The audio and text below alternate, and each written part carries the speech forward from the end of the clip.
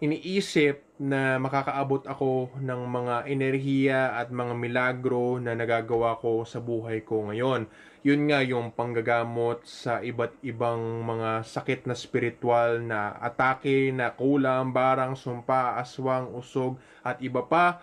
Tapos meron pang yung pagpapalabas ng mga perlas ng kapangyarihan mula sa wala or mula sa kabilang mundo.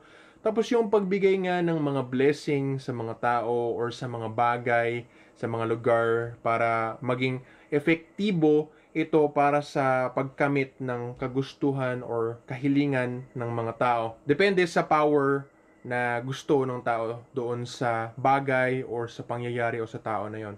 Kapatid, kung nagustuhan mo ang video na ito at gusto mo ng mas detalyado at masinsinan na pag-aaral nga sa lahat ng mga tinuturo ko at maging katulad ko o di kaya ay mag-improve lang sa pangkalahatan sa self-improvement papuntang langit, sana makasali ka sa Sikihor Healer School.